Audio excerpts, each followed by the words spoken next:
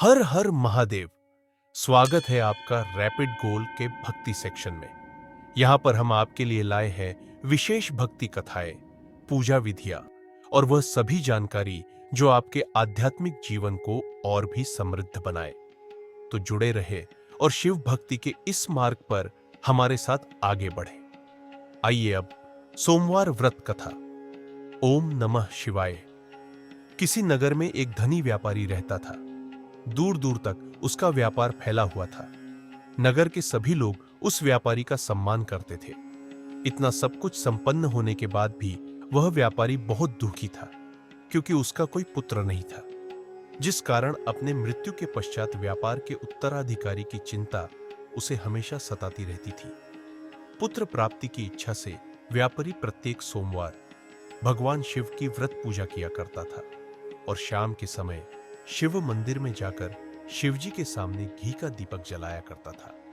उसकी भक्ति देखकर मां पार्वती प्रसन्न हो गई और भगवान शिव से उस व्यापारी की मनोकामना पूर्ण करने का निवेदन किया।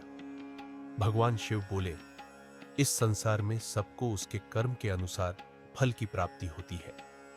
जो प्राणी जैसा कर्म करते हैं उन्हें वैसा ही फल प्राप्त होता है। शिवजी द्वारा समझाने के बावजूद मां पार्वती नहीं मानी और उस व्यापारी की मनोकामना पूर्ति हेतु वे शिवजी से बार बार अनुरोध करती रही। अंततः माता के आग्रह को देखकर भगवान भोलेनाथ को उस व्यापारी को पुत्र प्राप्ति का वरदान देना पड़ा।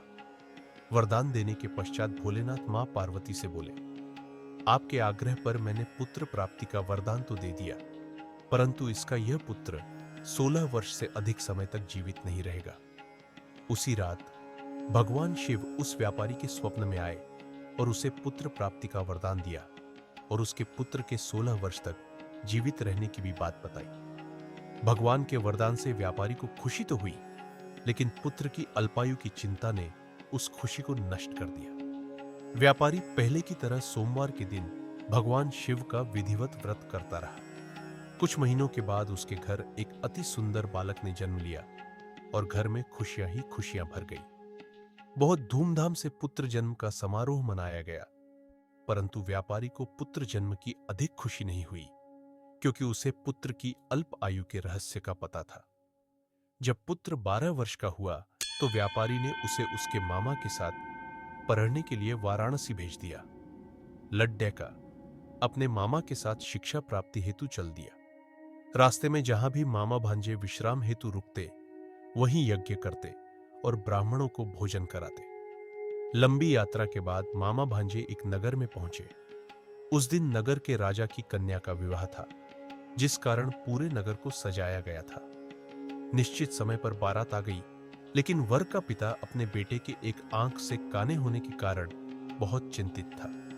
उसे भय था कि इस बात का पता चलने पर कहीं राजा विवाह से इनकार न कर दे, इससे उसकी बदनामी भी होगी।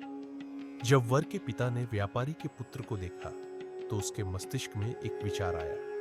उसने सोचा, क्यों ना इस लड्डिचके को दूल्हा बनाकर राजकुमारी से विवाह करा दूं।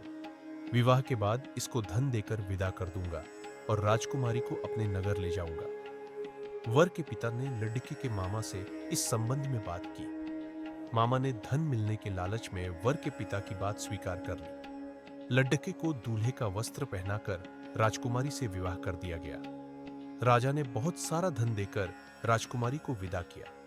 शादी के बाद लड़का जब राजकुमारी से साथ लौट रहा था तो वह सच नहीं छिपा सका और उसने राजकुमारी के ओढ़नी पर लिख दिया, राजकुमारी, तुम्हारा विवाह मेरे साथ हुआ था।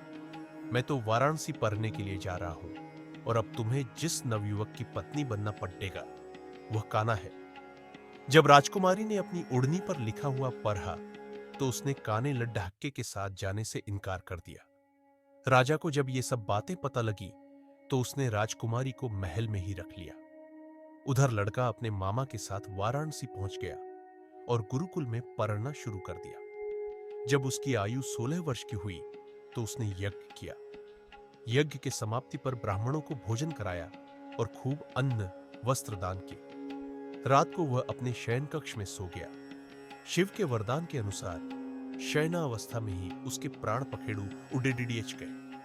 सूर्योदय पर मामा मृत भांजे को देखकर रोने पीटने लगा। आसपास के लोग भी एकत्र होकर दुख प्रकट करने लगे। लडडी इश्क के मामा के रोने विलाप करने के स्वर समीप से गुजरते हुए भगवान शिव और माता पार्वती जी ने भी सुने। माता पार्वती ने भगवान से कहा, प्राणनाथ, मुझे इसके रोने के स्वर सहन नहीं हो रहे। आप इस व्यक्ति के कष्ट को अवश्य दूर करें। भगवान शिव ने माता पार्वती के साथ अदृश्य रूप में समीप जाकर देखा तो भोलेनाथ माता पार्वती से बोले, यह तो उसी व्यापारी का पुत्र है जिसे मैंने 16 वर्ष की आयु का वरदान दिया था। इसकी आयु पूरी हो गई है। मां पार्वती ने फिर भगवान शिव से निवेदन कर उस बालक को जीवन देने का आग्रह किया। माता पार्वती के आग्रह पर भगवान शिव ने उस लड्डडिशके को जीवित होने का वरदान दिया और कुछ ही पल में वह जीवित होकर उठ बैठा। शिक्षा समाप्त करके लड़का मामा के साथ अपने नगर की ओर चल दिया। दोनों चलते हुए उसी नगर में पहुंचे जहां उसका विवाह हुआ था। उस नगर में भी यज्ञ का आयोजन किया। समीप से गुजरते हुए नगर के राजा ने यज्ञ का आयोजन देखा और उसने तुरंत ही लडी डेडीचके और उसके मामा को पहचान लिया। यज्ञ के समाप्त होने पर राजा मामा और लड्डीके को महल में ले गया और कुछ दिन उन्हें महल में रखकर बहुत सा धन, वस्त्र आदि देकर राजकुमारी के साथ विदा कर दिया। इधर भूखे प्यासे रहकर व्यापारी और उसकी पत्नी बेटे की प्रतीक्षा कर रहे थे। उन्होंने प्रतिज्ञा कर रखी थी कि यदि उन्हें अपने बेटे की मृत्यु का समाचार मिला तो दोनों अपने प्राण त्याग देंगे। परंतु जैसे ही उसने बेटे के जीवित वापस लौटने का समाचार सुना तो वह बहुत प्रसन्न हुआ।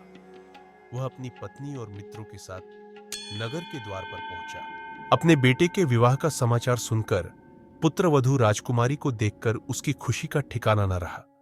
उसी रात भगवान शिव ने व्यापारी के स्वप्न में आकर कहा, हे श्रेष्ठी, मैंने तेरे सोमवार के व्रत करने और व्रत कथा सुनने से प्रसन्न होकर तेरे पुत्र को लंबी आयु प्रदान की है। पुत्र की लंबी आयु जानकर व्यापारी बहुत प्रसन्न हुआ। शिव भक्त होने तथा सोमवार का व्रत करने से व्यापारी की सभी मनोकामनाएं पूर्ण हुई। इसी प्रकार जो भक्त सोमवार का विधिवत व्रत करते हैं और व्रत कथा सुनते हैं, उनकी सभी इच्छाएं पूरी होती है।